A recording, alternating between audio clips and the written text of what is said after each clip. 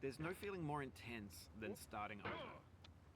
If you deleted your homework the day before it was due, as I have, or if you left your wallet at home and you have to go back after spending an hour in the commute.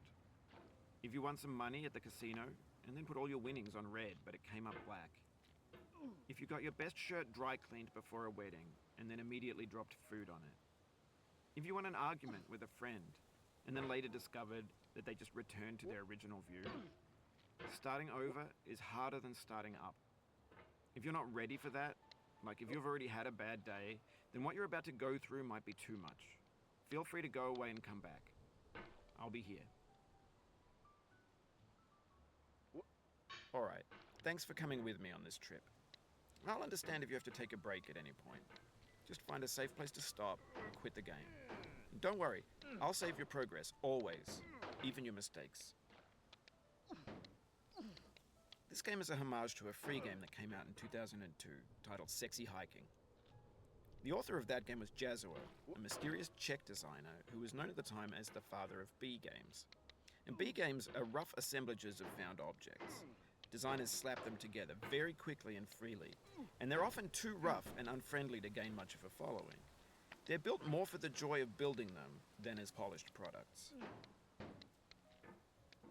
In a certain way, Sexy Hiking is the perfect embodiment of a B game.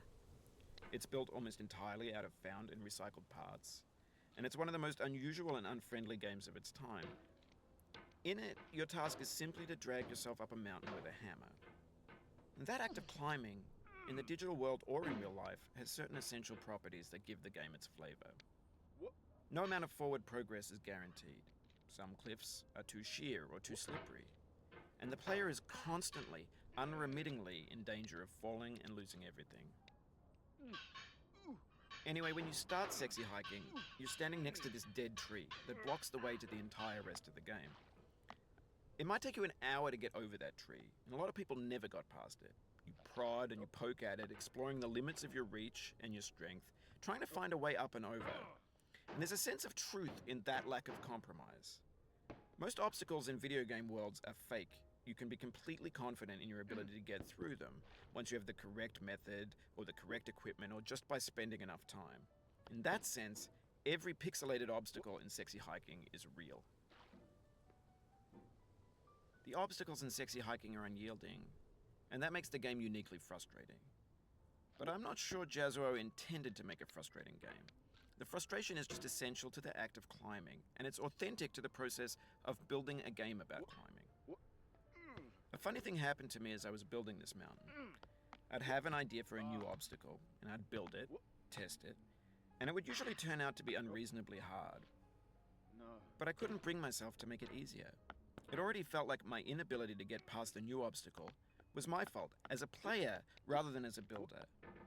Imaginary mountains build themselves from our efforts to climb them, and it's our repeated attempts to reach the summit that turns those mountains into something real. When you're building a video game world, you're building with ideas, and that can be like working with quickset cement.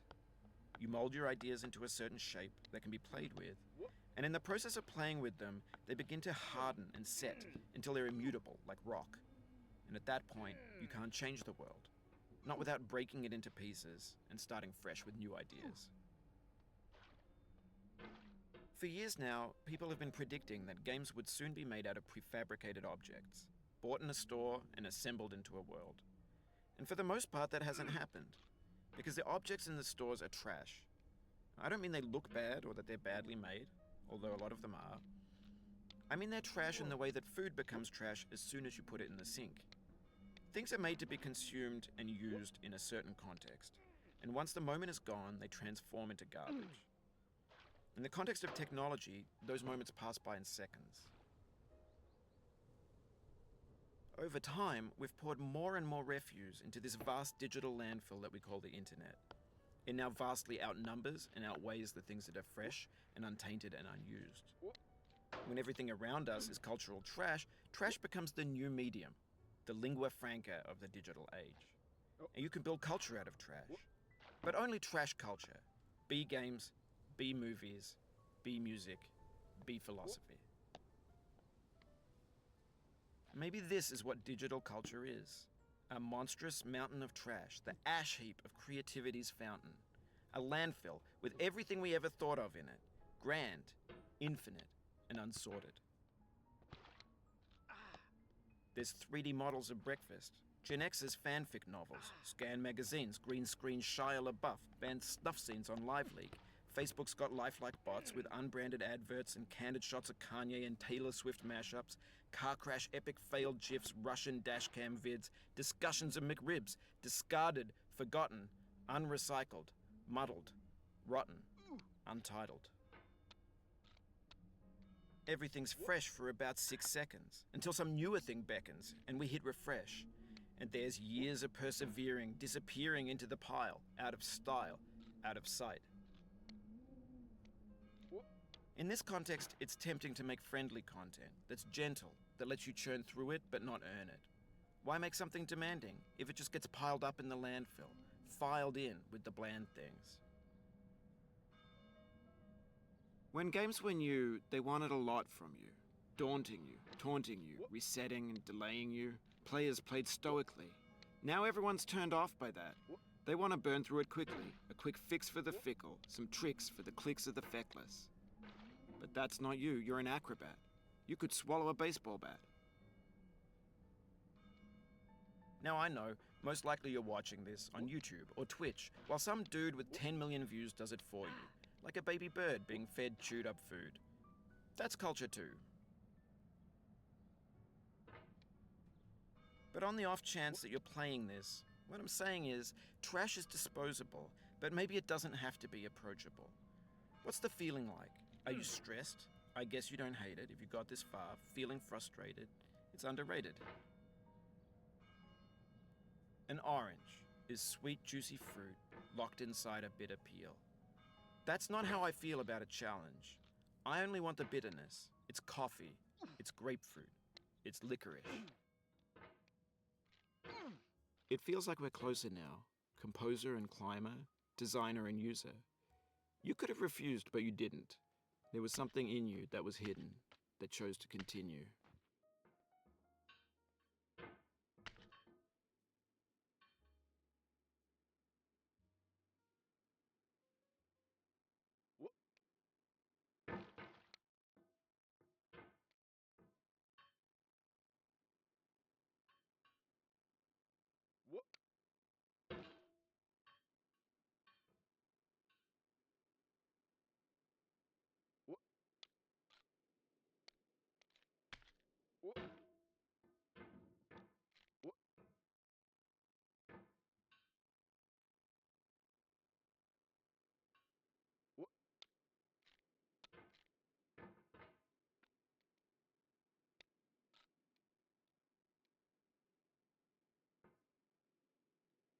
It means a lot to me that you've come this far, endured this much.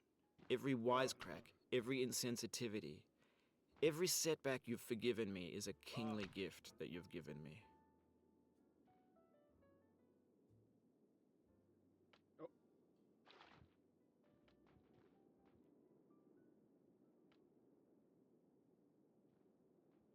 No.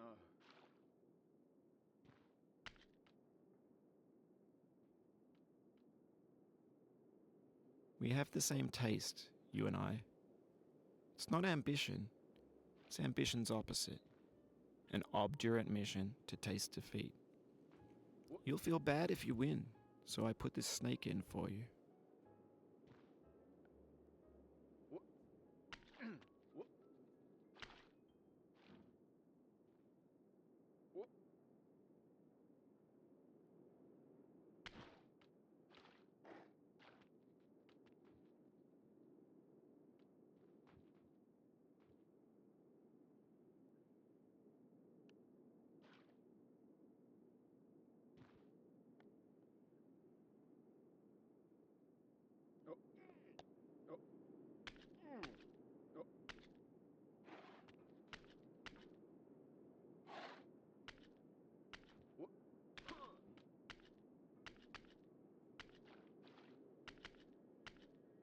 Have you thought about who you are in this? Are you the man in the pot, Diogenes? Are you his hand? Are you the top of his hammer? I think not. Where your hand moves, the hammer may not follow, nor the man, nor the man's hand. In this here is will, his intent, the embodied resolve in his uphill ascent.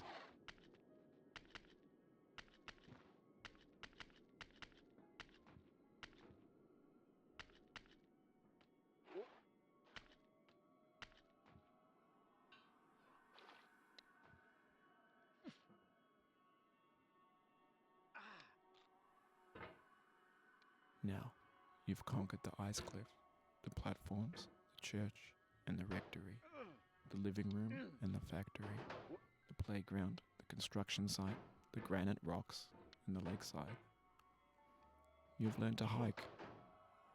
There's no way left to go but up, and in a moment I'll shut up. But let me say, I'm glad you came.